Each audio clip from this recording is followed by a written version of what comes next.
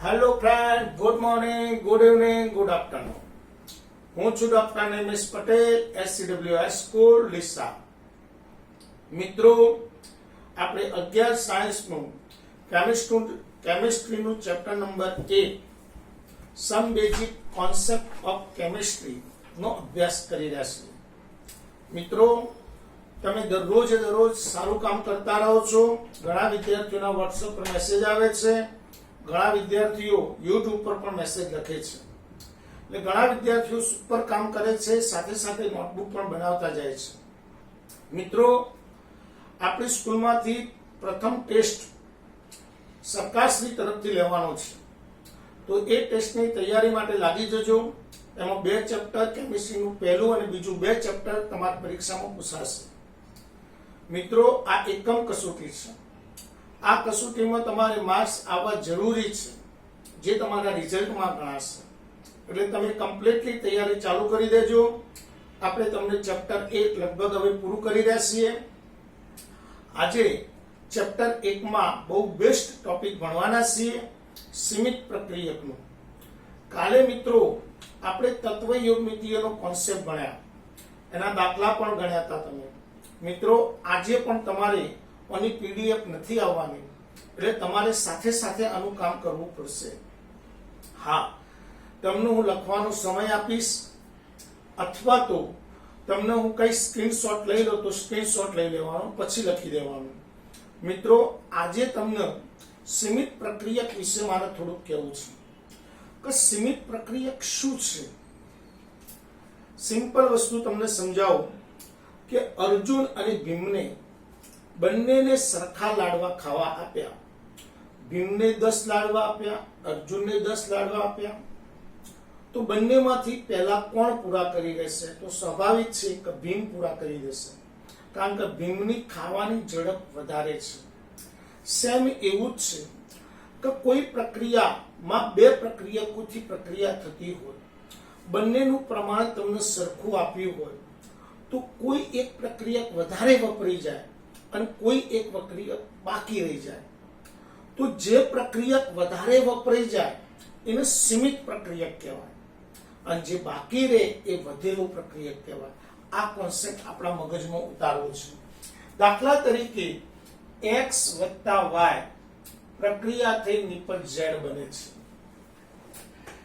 x 10 ગ્રામ લઉં, y 10 ગ્રામ લઉં, બંને વચ્ચે પ્રક્રિયા કરું, તો જેની વપરાવાની ઝડપ વધારે છે એ પ્રક્રિયામાં વધુ વપરાશે.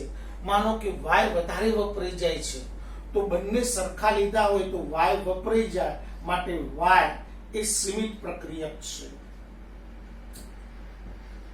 તો હંમેશા યાદ રાખજો કે જે નિપજ મળે છે એ નિપજ શોધવાની કે તો 2 પ્રક્રિયકમાંથી કયા પ્રક્રિયકને આધારે ગણવાની?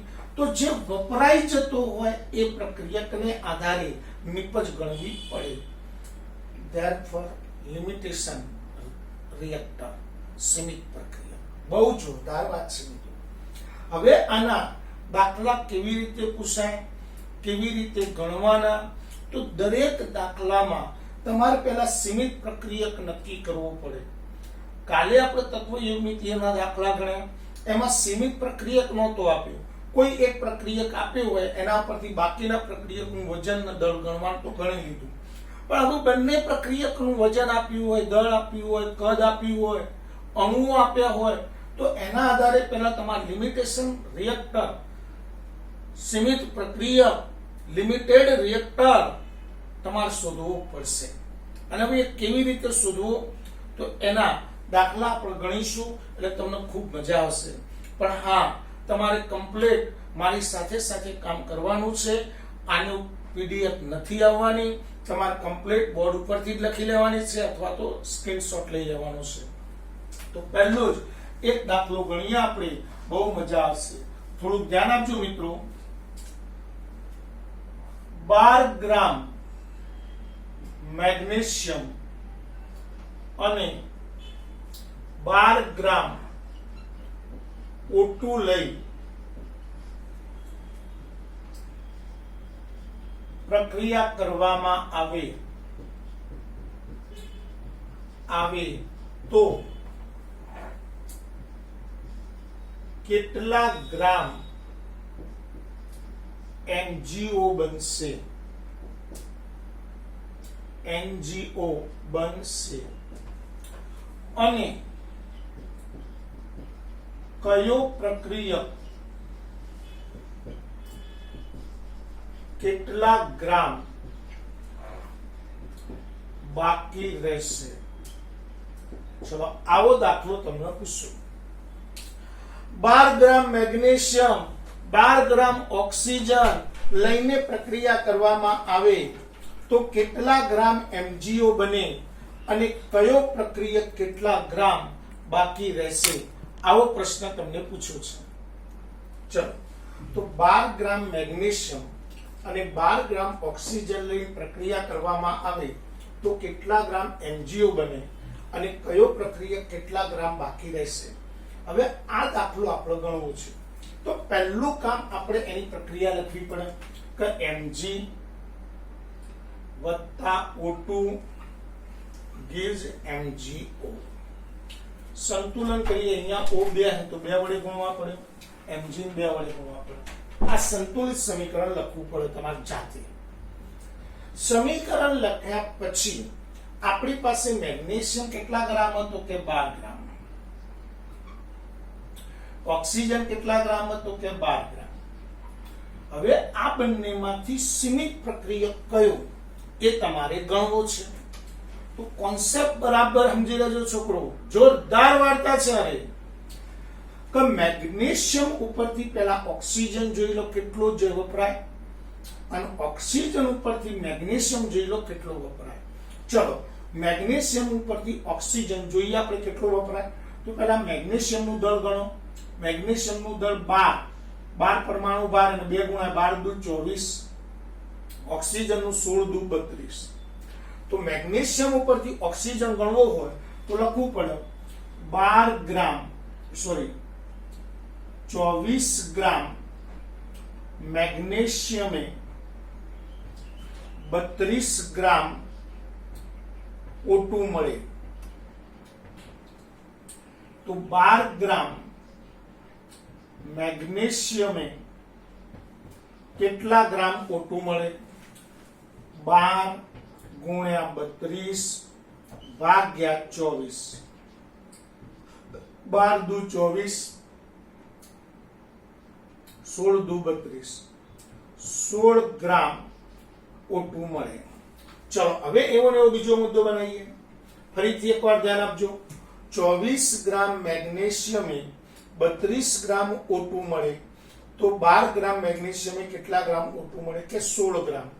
હવે આપણને આપેલા છે કેટલા 12 ગ્રામ અને વપરાય કેટલા 16 ગ્રામ.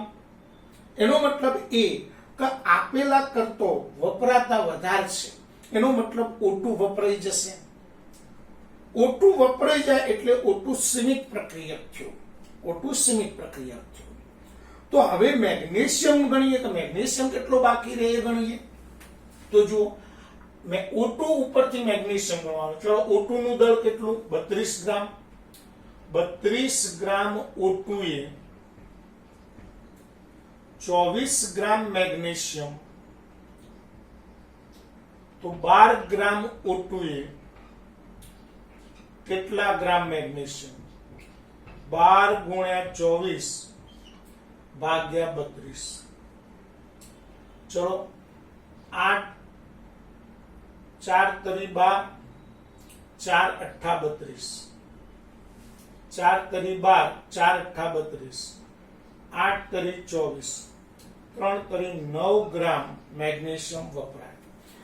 તો મેગ્નેશિયમ આપણને 12 ગ્રામ આપ્યો તો વપરાય 9 ગ્રામ. મતલબ આપેલો એ વધારે છે, વપરાય છે ઓછો, એનો મતલબ મેગ્નેશિયમ બાકી રહે. તો જુઓ કયો પ્રક્રિયા કેટલા ગ્રામ બાકી રહેશે? તો Mg બાકી રહે છે. ચલો કેટલા ગ્રામ બાકી રહે? તો બાકી રહેતા Mg બરાબર, ચલો હતા કેટલા ગ્રામ? 12 ગ્રામ, વપરાયો 9, 3 ગ્રામ મેગ્નેશિયમ બાકી રહે. હવે બીજો જવાબ માંગ્યો કેટલા ગ્રામ MgO બનશે, તો MgO નું દળ પહેલા શોધો. 16 અને 24 40 દુ 80 ગ્રામ. ચલો, પણ MgO નું દળ કના ઉપરથી ગણવું પડશે, તો સીમિત પ્રક્રિયક ઉપરથી. સીમિત પ્રક્રિયક કયો છે? O2. તો આપણે લખવું પડે સીમિત પ્રક્રિયક O2 છે. તેથી હવે O2 ઉપરથી MgO ગણવાના, તો 32 ગ્રામ O2 વપરાય તો 80 ગ્રામ MgO બને. તો 12 ગ્રામ O2 વપરાય તો કેટલા બને, તો 12 ગુણ્યા 80 ભાગ્યા 32.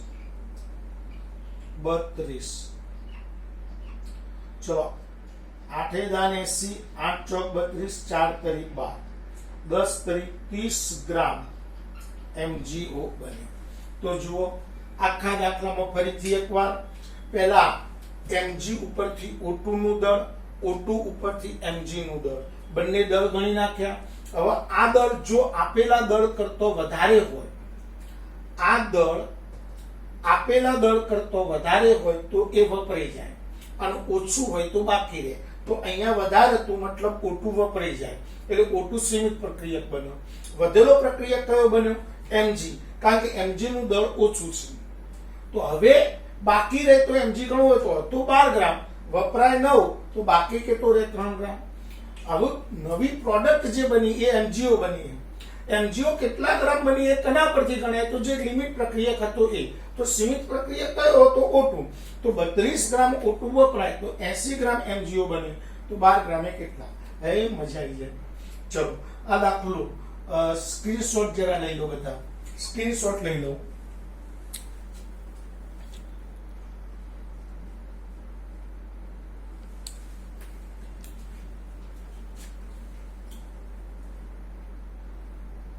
ચલો, ઓકે.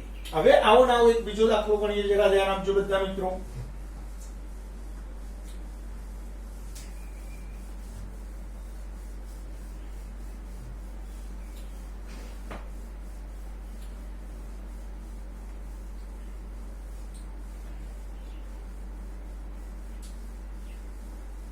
ચલો, બીજો દાખલો ગણીએ મિત્રો.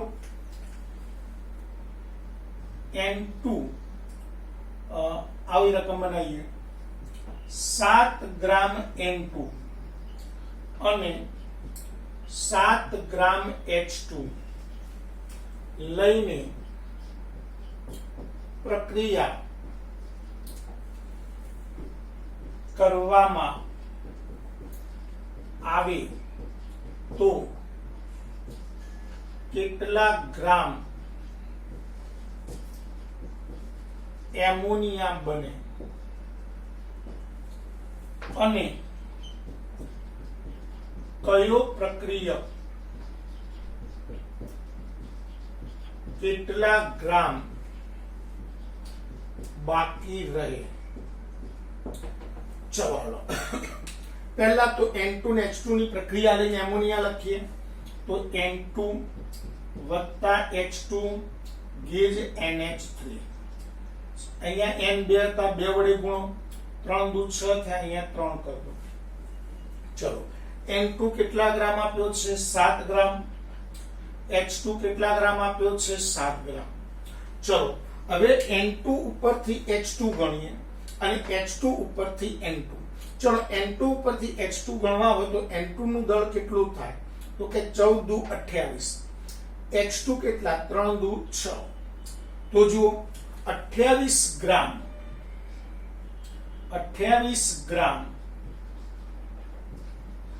N2 વપરાય તો 6 ગ્રામ H2 બને. 7 ગ્રામ N2 વપરાય તો કેટલા ગ્રામ H2 બને? 7 ગુણ્યા 6 ભાગ્યા 28. 7 ચોક 28, 3 દુ 6, 2 દુ 4, 1.5 ગ્રામ H2 વપરાય.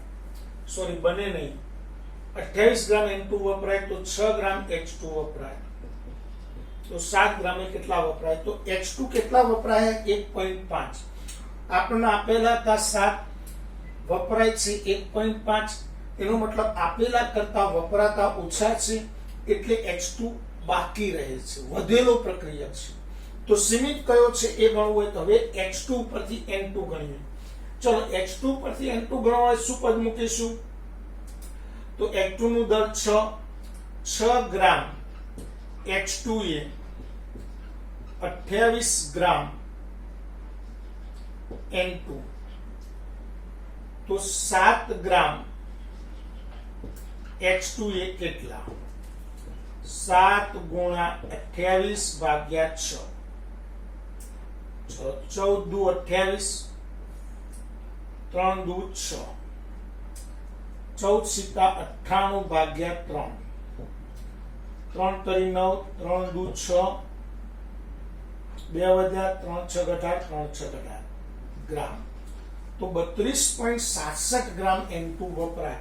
પણ આપણને આપેલો છે 7 ગ્રામ જ, એટલે N2 વપરાઈ જાય છે. તો બાકી રહેતો પ્રક્રિયક કયો છે? તો બાકી રહેતો પ્રક્રિયક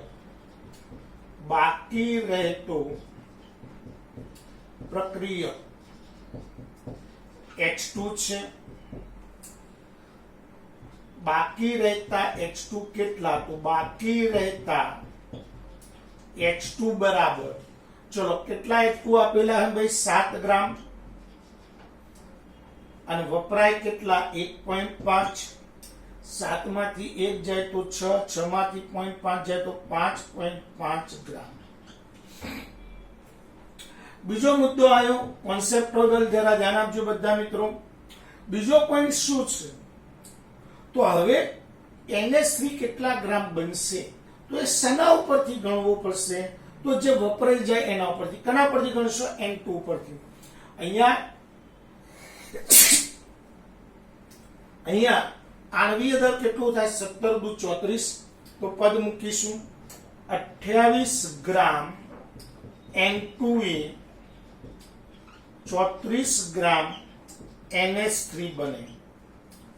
તો 7 ગ્રામ N2 એ કેટલા ગ્રામ NH3 બને? 7 ગુણ્યા 34 ભાગ્યા 28. 7 ચોક 28, 2 દુ 4, 17 દુ 34, 17 ભાગ્યા 2, 8.5 ગ્રામ એમોનિયા બને. તો મિત્રો દાખલા ગણવાની ખૂબ મજા આવશે, પણ તમારા આમાં જોરદાર કોન્સેપ્ટ એ છે કે કયો પ્રક્રિયક વપરાઈ જાય છે અને કયો પ્રક્રિયક બાકી રહે છે એ તમારે પરફેક્ટ નક્કી કરવું પડે. વપરાતો પ્રક્રિયક જે રહ્યો એને લિમિટેશન રિએક્ટર કહેવાય, એટલે સીમિત પ્રક્રિયક કહેવાય, લિમિટેડ રિએક્ટર. અને જે બાકી રહેતો વધેલો પ્રક્રિયક કહેવાય. તો વધેલો પ્રક્રિયક કયો છે અને લિમિટેડ પ્રક્રિયક કયો છે એ ગણી જાય પછી એ બંને એકબીજાના ક્રોસમાં ગણવાના. આ દાખલા ખૂબ મજા આવે એવા હે, તમારા મગજમાં કોન્સેપ્ટ ક્લિયર થાય. અને જે વપરાયેલો પ્રક્રિયક જે સીમિત પ્રક્રિયક છે એ સીમિત પ્રક્રિયકના આધારે નિપજ ગણવાની થાય.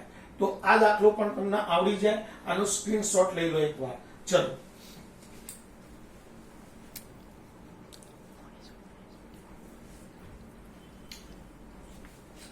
ચલો હવે લઈએ છીએ મિત્રો દાખલા નંબર 3.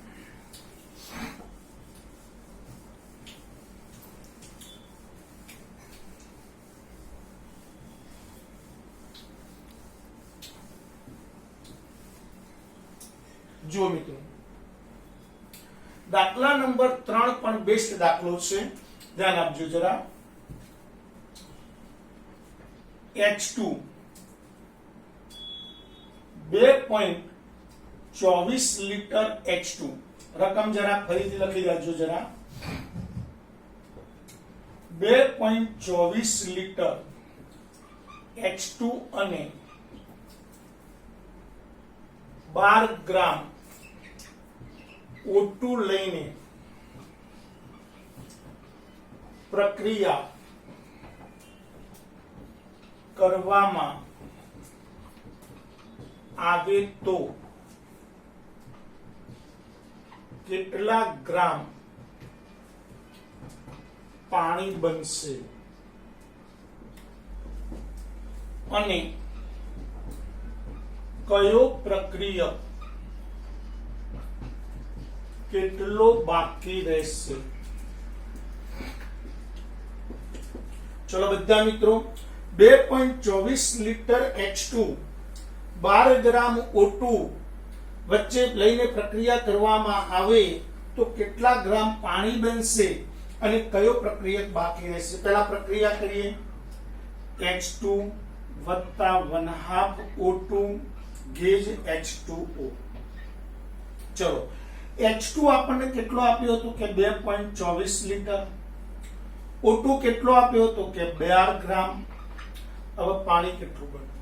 તો પહેલા આ બંને ઉપરથી H2 ઉપરથી O2 શોધી કાઢીએ અને O2 પરથી H2 તો સીમિત પ્રક્રિયક આપણને મળી જાય. ચલો, સીમિત પ્રક્રિયક નક્કી કરવા માટે પહેલા H2 ના લીટર આપ્યા. તો H2 નું કદ 1 મોલ નું કેટલું થાય કે 22.4. ચલો, O2 નું દળ 16 દુ 32, 32 વડે ભાગો તો 16 ગ્રામ. તો હવે આપણે પદ મૂકવું પડે. H2 પરથી O2 ગણવા હોય તો 22.4 લીટર H2 એ 16 ગ્રામ O2 તો 2.24 લીટર H2 એ કેટલા ગ્રામ O2? 2.24 ગુણ્યા 16 ભાગ્યા 22.4. ચલો, પોઈન્ટ કાપી નાખો. 10 આવે 1.6 ગ્રામ O2 વપરાય. તો આપણને O2 12 ગ્રામ આપ્યો તો O2 ઓછો વપરાય, મતલબ O2 બાકી રહેશે. ચલો, હવે ગ્રામ ઉપરથી એટલે કે O2 ઉપરથી H2 નું કદ શોધીએ તો પદ મૂકવું પડશે. 16 ગ્રામ O2 એ 22.4 લીટર H2 તો 12 ગ્રામ O2 એ કેટલા લીટર H2? તો 12 ગુણ્યા 22.4 ભાગ્યા 16. ચલો, 4 તરી 12, ચોખ્ખું 16, 11.2 2 2 5.6 ગુણ્યા 3, 6 તરી 18 નું આંઠડું વધી 1, 5 તરી 15 ની 1, 16.8 લીટર H2 વપરાય. તો આપણને આપ્યા 2.24 મતલબ H2 એ વપરાઈ જાય છે. તો સીમિત પ્રક્રિયક H2 છે. તો કયો પ્રક્રિયક બાકી રહે? તો O2. તો O2 પ્રક્રિયક બાકી રહે છે. ચલો, બાકી રહે તો O2 બરાબર, ચલો O2 આપેલો કેટલા ગ્રામ હતો? 12 ગ્રામ માઈનસ વપરાયો કેટલો? 1.6. 12 માંથી 1 જાય તો 11, 11 માંથી 0.6 જાય તો 10.4 ગ્રામ O2 બાકી રહે. હવે નિપજ જે મળે એ પાણી મળે. એ કના આધારે ગણવાની? તો લિમિટ પ્રક્રિયકના આધારે. લિમિટ પ્રક્રિયક કયો હતો? તો કે H2. તો H2 નું કદ કેટલું? 22.4. તો 22.4 લીટરે 18 ગ્રામ પાણી બને. તો 2.24 લીટરે કેટલું? 2.24 ગુણ્યા 18 ભાગ્યા 22.4. ચલો, 1 નીચે 10 આવો તો 1.8 ગ્રામ પાણી બને. તો મિત્રો, દાખલો લગભગ તમને આવડી ગયો હશે. તો આનો એકવાર સ્ક્રીનશોટ લઈ લો. ચલો બધા,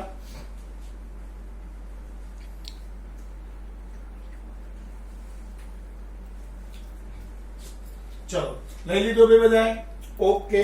હવે બધા મિત્રો ધ્યાન આપજો. હું તમને બે રકમ લખાવું છું.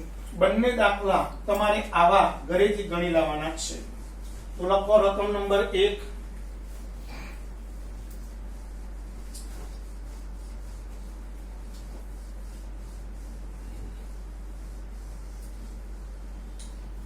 લખો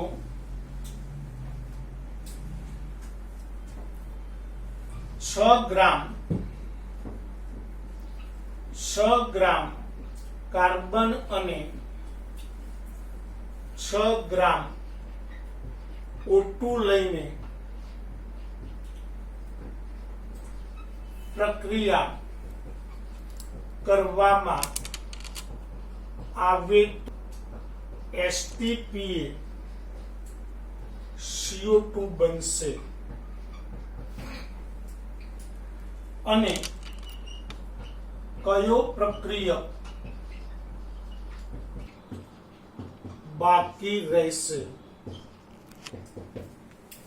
2 10 લિટર N2 10 લિટર N2 અને 5 ગ્રામ H2 લઈને પ્રક્રિયા કરવામાં કેટલા ગ્રામ એમોનિયા બનશે અને કયો પ્રક્રિયક કેટલો બાકી રહેશે? મિત્રો આ બંને દાખલામાં પહેલા બંનેના સમીકરણ આવડવા જોઈએ. પહેલા દાખલાનું સમીકરણ કાર્બન અને O2 વચ્ચે પ્રક્રિયા કરવાની C વત્તા O2 ગેસ CO2. બીજા દાખલામાં N2 અને H2 વચ્ચે પ્રક્રિયા કરવાની N2 વત્તા H2 ગેસ 2NH3. અહીંયા 3H2 કરી દેવા પડે. હવે આ બંને દાખલામાં પહેલા તમે સીમિત પ્રક્રિયક કયો છે એ ગણવો પડશે. સીમિત પ્રક્રિયક ગણાયા પછી સીમિત પ્રક્રિયાના આધારે નિપજ ગણવાની થશે. તો આ બંને દાખલામાં કાલે ગણાયેલા હોવા જોઈએ. કાલે બંને દાખલાના જવાબો હું ચેક કરીશ મિત્રો. બધાના કમ્પ્લીટ દાખલા ગણેલા હોવા જોઈએ. હા, કાલે આપણે જે દાખલા આપ્યા હતા એના જવાબો પણ કાલે બધાના સોલ્વ કરીશું એક સાથે. કાલે આ દાખલાઓના જવાબો કમ્પ્લીટ લઈ લઈશું. જય હિન્દ, જય ભારત.